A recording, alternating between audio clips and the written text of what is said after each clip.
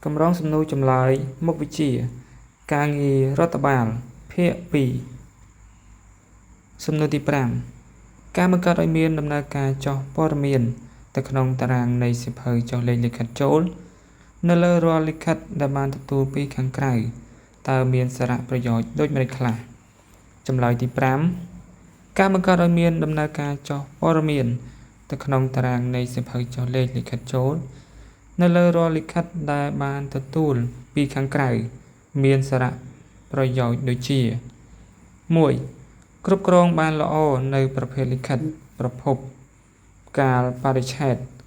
និងអ្នកទទួលខុសត្រូវក្នុងការងារចល័តនិងការប្រគល់ទទួល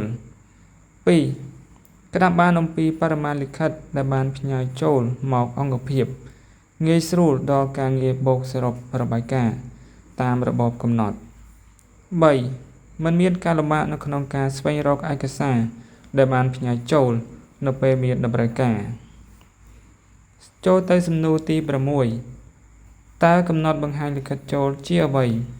ចម្លើយទី 6 កំណត់បង្ហាញលិខិតចូលគឺជាទម្រង់លិខិតមួយប្រភេទបង្កើតឡើងសម្រាប់ភ្ជាប់ជាមួយលិខិតរដ្ឋបាលដែលបានផ្ញើចូលមកអង្គភាពដែលនៅក្នុងទម្រង់នេះមន្ត្រីរដ្ឋបាលត្រូវតែសរសេរឲ្យបានស្អាតបំពេញសង្ខេបអំពីព័ត៌មាននៃលិខិតនោះនៅក្នុងចន្លោះដែលបានព្រៀងទុករួចបញ្ជូនទៅកាន់នាយការិយាល័យរដ្ឋបាលពិនិត្យជាបន្តចូលទៅសំណួរទី 7 តើការរៀបចំសេចក្តីព្រាងលិខិតមានសារៈសំខាន់ដែរឬទេព្រោះអ្វីចម្លើយទី 7 ការរៀបចំសេចក្តីព្រាងលិខិតគឺជាកិច្ចការមួយមានសារៈសំខាន់ណាស់ដោយហេតុថាលិខិតដែលក្រុងនឹងបង្កើតឡើងតែងតែមានការពាក់ព័ន្ធនឹងអត្ថប្រយោជន៍កិត្តិយសនិងទំនាក់ទំនងរវាងអ្នកចុះហត្ថលេខានិងអ្នកអនុវត្តនៅក្នុងន័យនេះមុននឹងសរសេរលិខិតមួយអ្នកតាក់តែងសេចក្តីចាំបាច់ត្រូវតែមានការយល់ដឹងឲ្យបានច្បាស់លាស់ពីមូលហេតុគោលបំណងនិងតម្រូវការដែលខ្លួនចង់បានហើយថាតើអង្គភាពឬបុគ្គលដែលយើងនឹងផ្ញើទៅកាន់នោះកម្រិតណាឬជានរណាដើម្បីរៀបចំប្រើពាក្យពេចន៍ឃ្លាឃ្លោងឲ្យបានស័ក្តិសមទៅនឹងឋានៈឬកិត្តិយសរបស់គេម្យ៉ាងទៀតអ្នកសរសេរក៏ត្រូវតែមានការយល់ដឹងច្បាស់លាស់អំពីប្រភេទឬទម្រង់លិខិតនិងការសរសេរអក្ខរាវិរុទ្ធឲ្យបានត្រឹមត្រូវផងដែរសំណួរទី 8 តើការត្រួតពិនិត្យលើសេចក្តីព្រាងលិខិតត្រូវពិនិត្យលើចំណុចសំខាន់ៗអ្វីខ្លះចម្លើយទី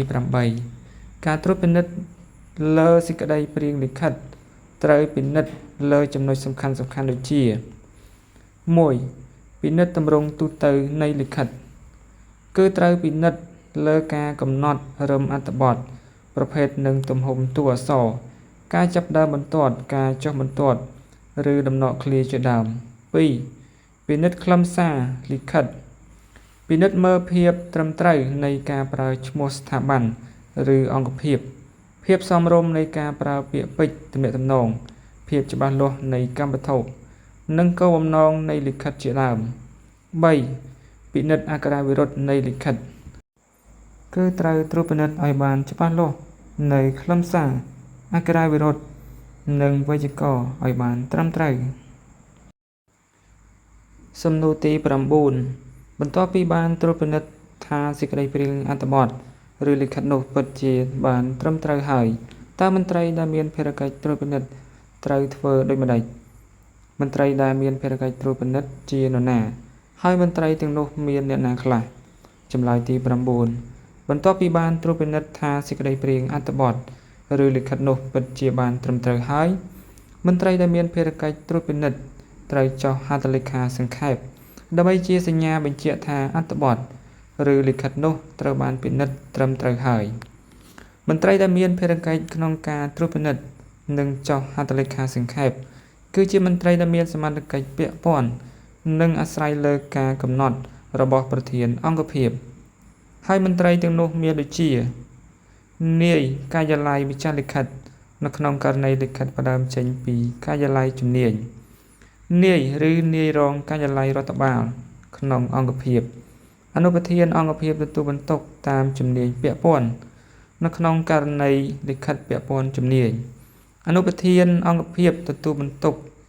សេនាធិការឬរដ្ឋបាលប្រធានក្រុមជំនួយការផ្ទាល់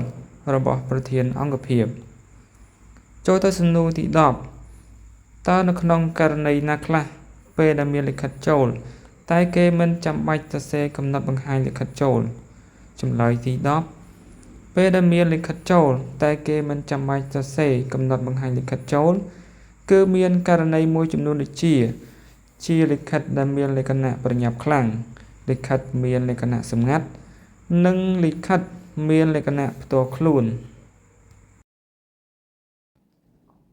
ជាចុងក្រោយសូមអ្នកទាំងអស់គ្នាកុំភ្លេចជួយចុច Subscribe Channel YouTube របស់ខ្ញុំឲ្យបានគ្រប់គ្នាដើម្បីទទួលបានវីដេអូចែករំលែកអំពីចំណេះដឹងទូទៅក៏ដូចជាសំណួរចម្លើយសម្រាប់ត្រៀមប្រឡងចូលក្របខ័ណ្ឌរដ្ឋនិងសម្រាប់ត្រៀមប្រឡងផ្សេងៗទៀតផងដែរសូមអរគុណ